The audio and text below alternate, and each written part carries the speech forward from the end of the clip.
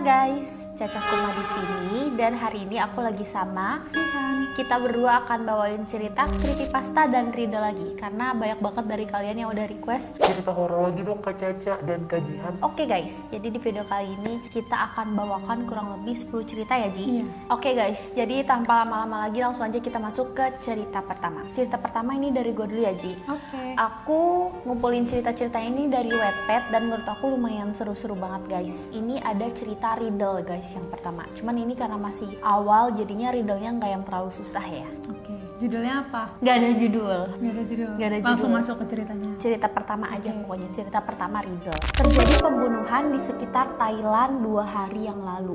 Korbannya bernama Parn Alphabet, seorang penulis Ji.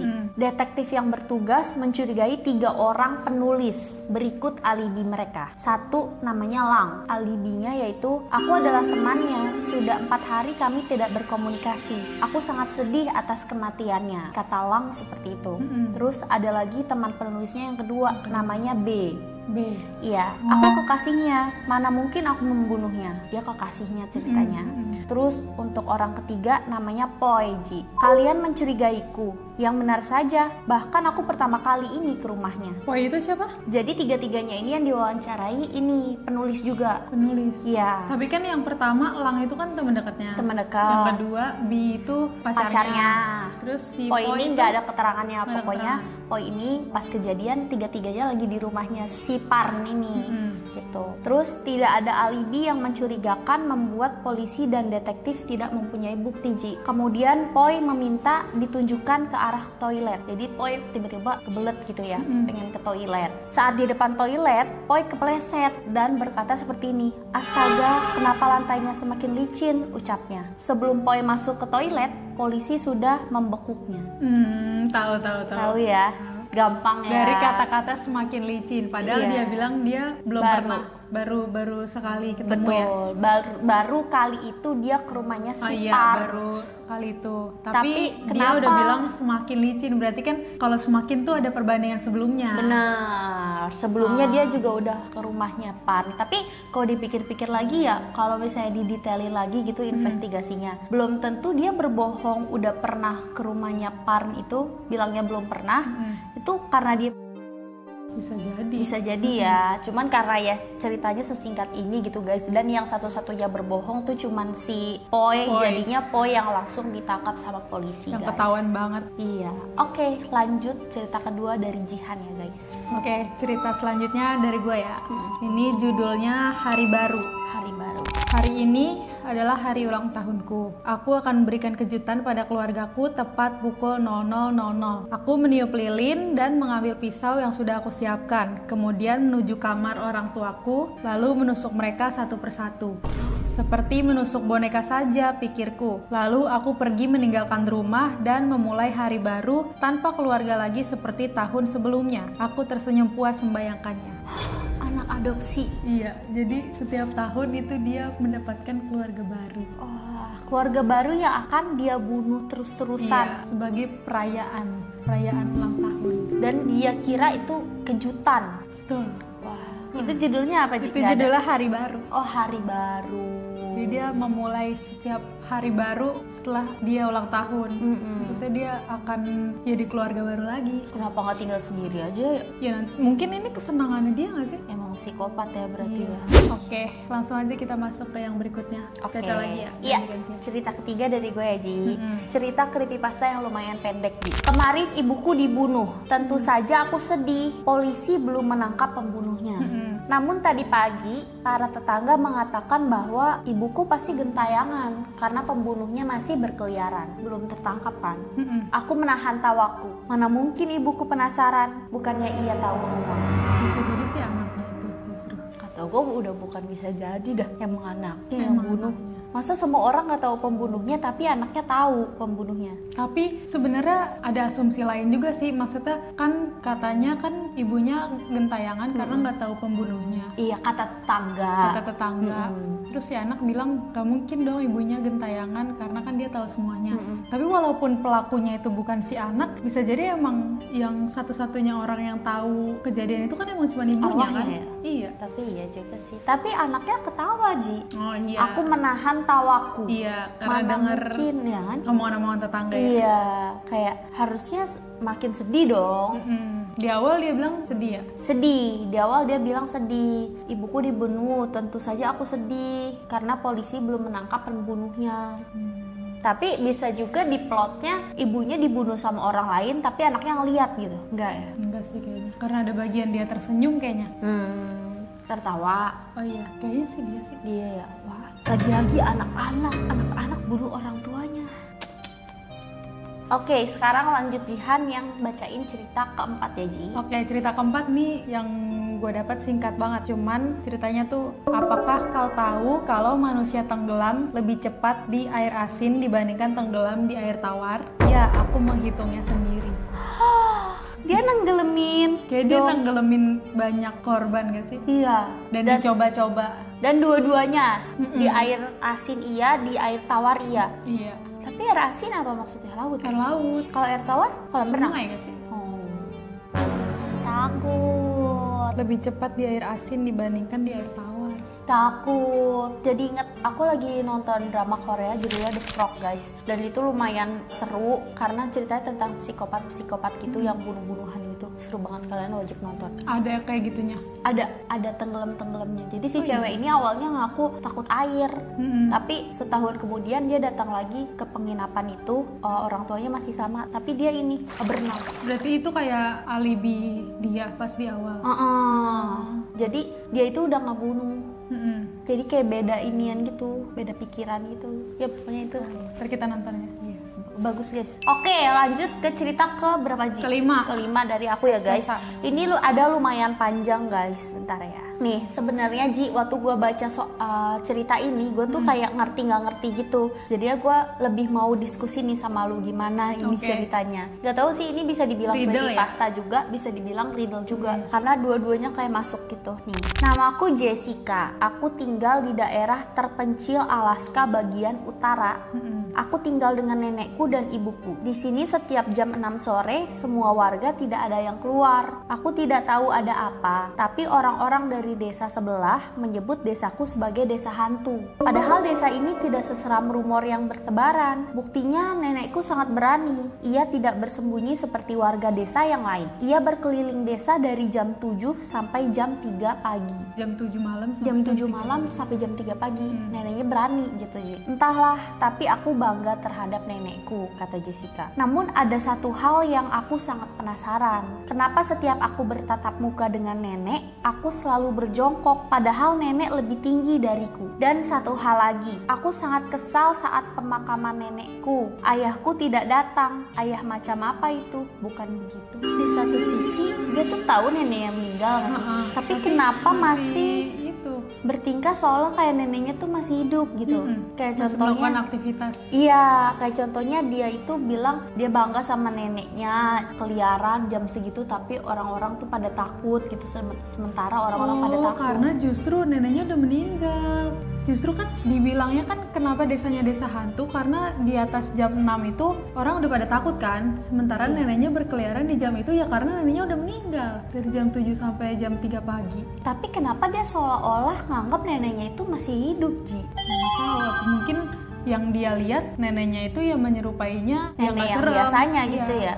Terus yang bagian itu apa? Nah, yang bagian ini yang jongkok. Setiap aku bertatap muka dengan nenek, aku selalu berjongkok. Padahal nenek lebih tinggi dariku. Berarti maksudnya tuh kayaknya ada clue tuh ya? Iya. Berarti maksudnya neneknya menciut apa gimana gitu? Bingung tuh posisi. Bingung ya? Iya. Apa gini Ji, berjongkoknya tuh gini kayak, tahu nggak sih lu di luar negeri di negara mana gitu kalau ngelihat setan kita berdiri tapi kayak gini ngelihat dari di itu di antara dua kaki ya? Iya, terus baru ngelihat gitu. Tapi kan itu nggak jongkok ya? Iya, soalnya dia menganggap neneknya kayak hidup kan. Iya, kalau dibilang kayak berjongkok buat ngelihat kayak kakinya ngambang apa enggak, Kayaknya nggak mungkin. Gak mungkin. Ya, neneknya lebih tinggi dari. Kan dia ngelihat neneknya bukan ngelihat kaki neneknya. Biasanya pertanyaan-pertanyaan kayak gini yang masih kita sambung nih habis off cam ya Ji. Iya.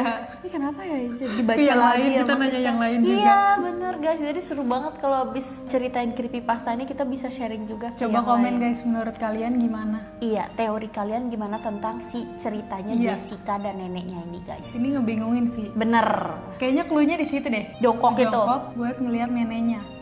Oke guys, kita langsung masuk ke cerita selanjutnya. Selanjutnya dari aku. Ya, Ini judulnya adalah Tukang Cukur. tukang cukur. Ini juga riddle. Oke. Gue juga masih agak bingung. Jadi kita Oke. akan pikirkan bersama-sama. Kita pecahkan bareng-bareng bersama Iya. penonton ya, Ji. Judulnya Tukang Cukur. Jadi di sebuah kota terpencil hanya ada 2 orang tukang cukur. Oke. Tukang cukur pertama tinggalnya itu di bagian timur kota. Ia orang yang sangat rapi. Rambutnya tertata rapi, pakaiannya selalu bersih. Begitu pula tempat cukurnya selalu bersih dan rapi.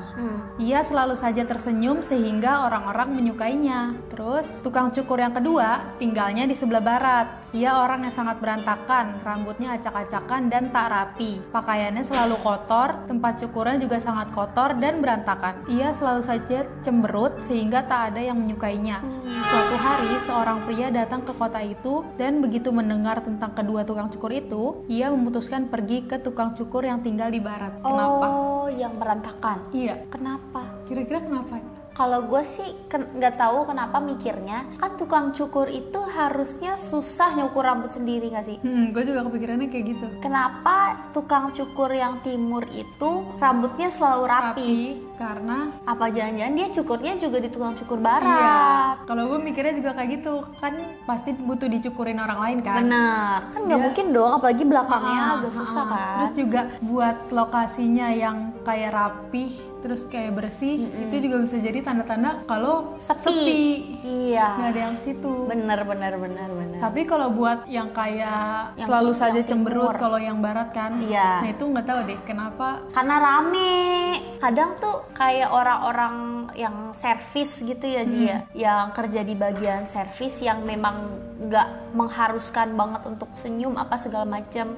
Itu kayak rame itu sebuah apa ya? Intinya dia kayak udah capek gitu. Iya, maksudnya dia tuh kayak udah capek gitu loh. Jadi ya udah, ya dia servisnya ya langsung Seadanya dilakuin aja Ah, gitu. Ya harus yang kayak ramah gitu. Atau enggak dia juga mikirnya gini, kenapa dia cemberut, kenapa dia sebel gitu? Mungkin karena yang timur ini sih lu pakai cukur di sini segala. Kan jadinya orang-orang pada lihat lu cukur di sini terus daripada cukur di tempat gue juga. Kenapa dia cemberut kalau kayak gitu? Tapi itu berarti nggak horor ya? Nggak horor nih. Cuma riddle, cerita riddle ya, aja paling ya, make sense guys. itu sih. Iya sih benar. Cemberutnya karena ya capek aja. Iya. Karena saking ramenya dan terlalu berantakan karena Ya emang nggak berhenti-berhenti iya, customernya gitu, bisa jadi. Make sense. Make sense. Oke, kita langsung masuk ke cerita selanjutnya ya guys dari aku. Ini aku udah nggak tahu cerita keberapa. Cerita ke-7. Cerita ke-7 dari gue ya Ji. Ini creepypasta riddle. Jadi ada horornya, ada cerita riddle-nya juga. Aku terduduk di pojok kelasku. Aku melihat mereka berlalu lalang di kelasku ini. Mereka tertawa bersama, namun aku sangat ketakutan. Mereka makhluk kasar. Aku sangat takut pada mereka. Mereka melewatiku, tapi mereka menembus tubuhku. Pelan-pelan aku berjalan ke arah meja guru. Bruk, ada sesuatu yang aku injak sampai aku menubruk meja itu, dan itu menimbulkan suara. Aku menangis karena sakit, tapi aku segera berhenti karena mereka semua diam. Namun tak lama mereka kembali ke kegiatannya. Aku bernapas lega. Setidaknya mereka tidak menyadari kalau aku akan pergi. Ini sangat menakutkan. Aku kembali berjalan ke arah pintu. Kubuka sedikit demi sedikit pintu itu. Kret, sial. Padahal aku sudah sangat pelan membukanya. Kenapa mereka semua diam dengan menatap ke arahku? Tatapan mereka tidak bisa diartikan. Aku ketakutan. Apa aku ketahuan ya? Salah satu dari mereka menghampiriku yang masih memegang knop pintu. Kami tidak mengganggumu, maka pergilah. Kayaknya gue tahu. Aku tidak mengganggumu, maka pergilah. Ini justru POV si aku itu justru dia yang udah nggak ada ya. Iya, setannya. Dan orang-orang yang berkegiatan itu ya manusianya. Kenapa dia orang-orang nggak notice pas dia buka pintu? Karena ya orang nggak ngeliat.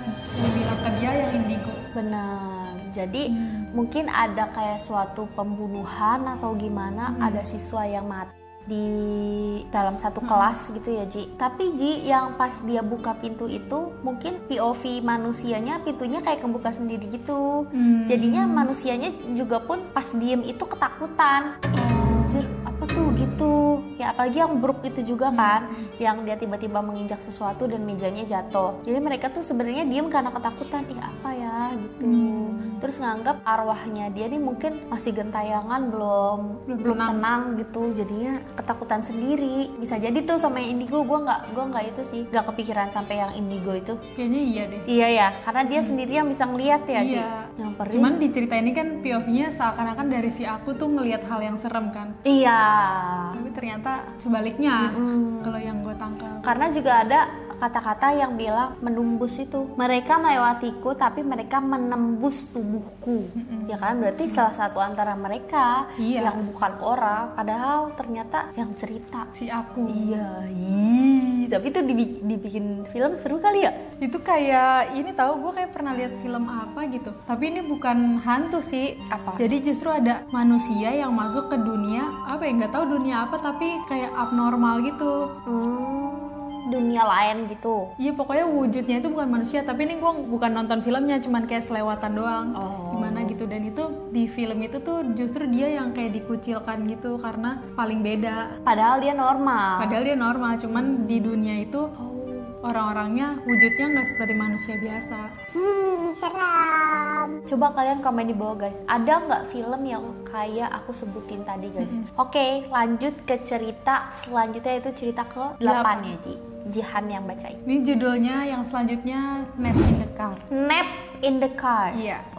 Ibu selalu meninggalkan aku dan ayah di rumah pada Sabtu malam. Dan ayah selalu mengajakku makan es krim di mobil setelah makan malam pada hari itu. Oke. Aku diharuskan ayah untuk duduk di kursi belakang hingga aku sudah cukup besar. Jadi dia rutin tuh. Pokoknya kalau lagi ditinggalin sama ibunya di Sabtu malam, pasti dia makan es krim di mobil. Sama bapaknya. Sama ayahnya. Nah, selagi menonton film Barney kesukaanku, aku pergi ke dapur untuk melihat apa makan malam yang ayah masakkan untukku malam ini, namun ayah tidak ada. Aku melihat catatan di kulkas yang mengatakan bahwa ibu dan paman James akan pergi ke suatu tempat bersama. Aku tidak begitu yakin karena aku belum seberapa mahir membaca. Aku mencari ayah di garasi. Saat masuk di garasi, aku menutup pintunya seperti yang telah diajarkan oleh orang tuaku. Ternyata benar, ayah telah ada di dalam mobil dengan mesin yang menyala. Ayah tidak menjawab apa-apa saat aku masuk ke mobil dan bertanya padanya, kapan kita akan berangkat? Mungkin dia tidak dapat mendengarku karena mesin mobil yang berisik. Mungkin sebaiknya aku tidur saja sembari menunggu ayah mengemudi ke toko es krim. Aku merasa sedikit ngantuk. Udah selesai. Nggak tahu. Teka-tekinya di mana tuh Bang? Teka-tekinya di ayahnya yang pas ditanya nggak jawab-jawab. Ayahnya udah meninggal. Kenapanya gue nggak begitu yakin. Mungkin karena kehabisan oksigen di dalam mobil. Kata gue enggak. Karena kan mobilnya mesinnya nyala. Iya. Justru ada asap yang itu gak sih, yang bahaya itu. Dan emang bapaknya sengaja untuk ngelakuin itu.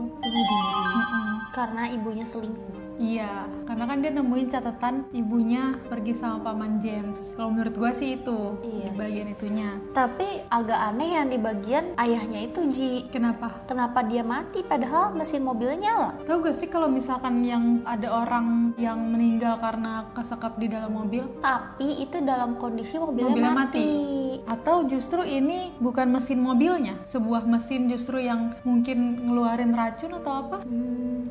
Tapi itu ditulisnya suara mesin mobil ya? Dengan mesin yang menyala. Terus berarti si anaknya ini juga ikutan.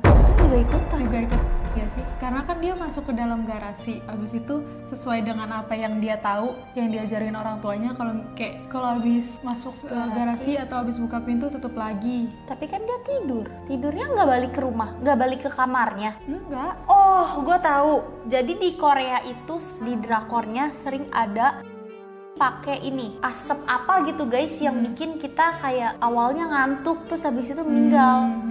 Nah kayaknya itu deh bener Bisa deh. jadi. Iya. Tapi dalam kondisi mobilnya tetap nyala. Apa sih kayak yang briket, kayak yang buat ini loh, buat masak zaman dulu, briket asap, terus dibakar sama mereka. Terus kan asap ngebul. Nah itu yang bikin meninggal.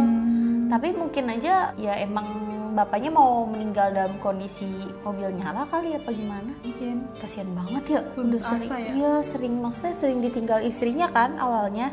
Terus dia selalu ngajak anaknya makan es krim, anaknya yang nggak tahu apa-apa ikut meninggal. Iya, tiba-tiba menemukan ayahnya dan anaknya juga cuman kayak bentar lagi ayahnya bangun terus ngajak dia ke toko es krim. Masih berharap hal itu gitu Ji.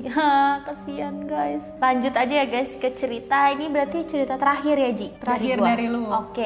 Oke, cerita ke-9 ini sama Ji. Kayak tadi ada cewek sama nenek-nenek. Gini katanya. Aku selalu penasaran kenapa nenekku selalu memakai tali di lehernya. Selalu, bahkan saat mandi. Tali yang melingkar di lehernya tidak pernah lepas. Orang bilang jika tali itu dilepas, maka kepala nenekku akan terputus. Aku penasaran tentu saja. Malam ini aku menyelinap masuk ke kamarnya. Dengan pelan aku melepaskan tali itu. Nakal juga. Benar saja, kepala nenekku menggelundung ke lantai. Aku cukup kaget. Aku segera mengambil kepala nenek karena seperti ada suara langkah kaki di luar. Setelah aku memasang kembali, aku pun segera keluar dari kamar nenek. Namun, sejak saat itu menjadi semakin aneh. Bagaimana bisa saat tubuh nenek menghadap ke depan, lalu kenapa kepalanya menghadap ke belakang? Si perempuannya salah pasang. Banyak banget yang ada di cerita ini guys. Menurut aku kayak kenapa bisa neneknya lehernya dipasang tali, pas dibuka kepalanya gelinding. Satu, terus anaknya udah tahu dibilangin kayak gitu tetap masih dicoba. Dua, Dua. pasangnya terbalik. Enggak, yang ketiga ini dulu. Pas gelundung dia hanya cukup kaget. Iya cukup kaget. Terus habis itu dia dengan slownya ngambil kepala neneknya dipasang lagi. Iya, dan kayak dia masangnya cepet-cepet tuh bukan panik karena kepalanya copot, tapi karena ada langkah kaki. Itu aneh banget. terbalik. Makanya itu pas gue baca, hah? Berapa kali gue ngomong hal di cerita ini, itu beraneh sih Ji, kata gue aja. Ini creepypasta malah jadi ngelawak ceritanya gitu. Tapi kalau dipikir-pikir lagi serem juga ya. Maksudnya kita bisa asumsikan anak itu saking kecilnya jadi kayak sepolos itu untuk mengetahui hal itu adalah tidak normal gitu loh. Tapi itu emang anak kecil. Anak kecil. Jadi kepala sama leher itu bisa jatuh, bisa copot. Mungkin dia kira itu adalah hal normal atau gimana, nggak ngerti. Kayak dia tuh terlalu kecil untuk menyerna apapun gitu loh. Kayak bisa dibilang gitu juga Ji. Tapi kenapa ya kepala neneknya bisa copot? Mungkin emang aslinya udah mati. Aslinya udah Iya. nggak dibilang kayak berkegiatan Enggak, gitu. cuman gitu doang ceritanya. Mungkin aslinya emang udah mati.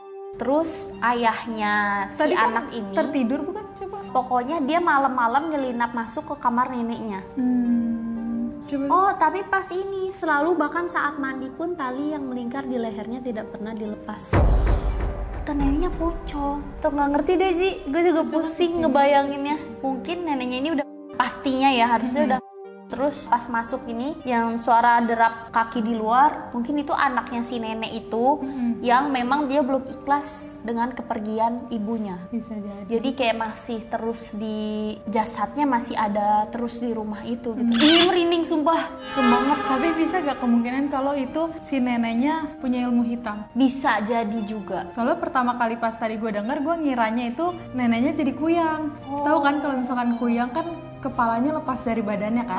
Tapi lu tahu gak kuyang gimana caranya untuk matiin kuyang? Tojos ininya, jantungnya. Di kuyang yang terbangnya? Iya. Bukan. Oh, gue tahu.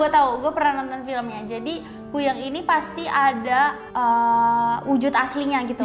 Nah itu ditusuk-tusuk ya? Bisa jadi kan dia kan kelepas kepala sama kepala sama organ, terus tubuhnya diem kan di suatu tempat. Iya.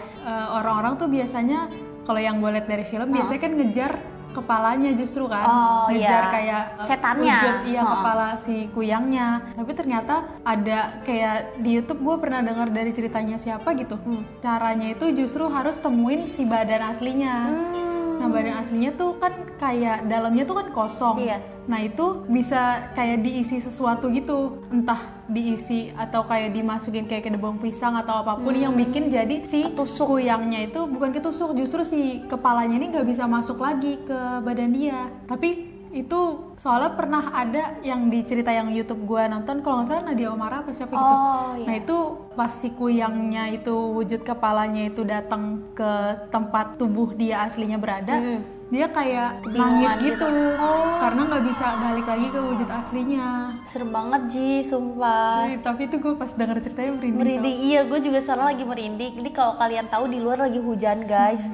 Terus di studio ini emang disengaja di settingnya gelap. Yang ada cuman lighting kita doang, itu pun cuma 3 tapi seluruhnya gelap. Udah Ji, lanjut aja ke cerita selanjutnya. Oke, kita sudahi. Beneran creepypasta nih kali ini seasonnya. Oke, lanjut nih yang terakhir riddle. Gue lebih banyak riddle ngumpulinnya. Riddle gue suka nih. Coba ya, lu mencerna ya. Soalnya gue juga nggak dapet jawabannya Sampai sampai sekarang. Wah. Judulnya itu adalah Gudang. Aku tak tahu bagaimana aku bisa sampai ke sini. Namun, gudang ini sama sekali tak punya pintu atau jendela. Hanya ada dinding berlapis besi. Tenang dan gelap di sini. Satu-satunya sumber cahayaku hanyalah bola lampu yang menggantung dari tengah langit-langit. Dan ia bergoyang perlahan. Kira-kira si aku Gitu doang, Ji. Iya. Gue nggak tahu, tapi gue cuman concern ke satu hal. Kalau nggak ada jendela, nggak ada pintu, cara masang lampunya gimana?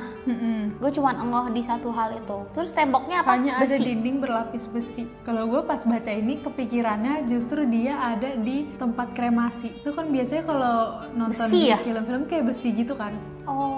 Tapi iya. kenapa dia melihat ada bola lampu yang menggantung dari tengah langit-langit dan ia bergoyang perlahan? Mungkin itu api yang lama-lama akan menuju dia. Bisa jadi. Dia itu ada di atas kondisinya. Iya, Kondisi di lampu langit-langit. itu nggak ada komentar apa-apa Ji. Coba Ji lihat komennya Coba Ji. lihat ya. Banyak yang berasumsi penjara. Kayaknya enggak ya? Enggak. Penjara kan ada jerujinya.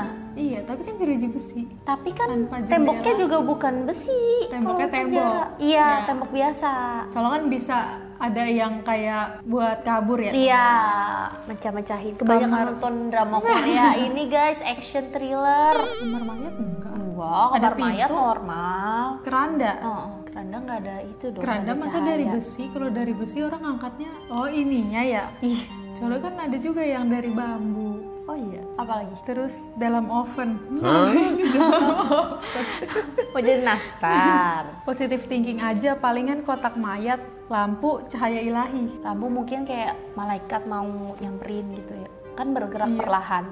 Ada yang komen bilang kayak mungkin dibakar dalam oven atau kremasi. Ya gimana ya guys, coba guys cerita yang Jihan ini kalian tulis di bawah teori kalian apa, menurut kalian tuh dia lagi di dalam mana gitu guys. Kali ini ceritanya banyak yang riddle. Banyak yang riddle dan banyak yang gantung juga ya Ji. Banyak yang belum terpecahkan, yang kita masih nggak ngerti. Iya bener. Jadi nggak apa-apa guys, jadi kita di bawah di komen kita buka jadi forum diskusi biar kalian juga rame. Dan kalau misalnya kalian ada punya cerita pengalaman horor, kalian bisa komen aja di bawah. Atau kirim ke DM. Atau kirim ke DM aku atau Jihan biar nanti kita bacain di cerita horor selanjutnya. Atau yang suka nulis-nulis creepypasta Creepypasta, juga, bener. bikin misalkan udah ada stok-stok gitu yang udah pernah dibikin, kirim aja nanti kita bacain. Iya. Oke deh guys, jadi segitu dulu aja video aku dan Jihan kali ini bacain cerita creepypasta dan riddle. Sampai ketemu di video selanjutnya. Bye-bye.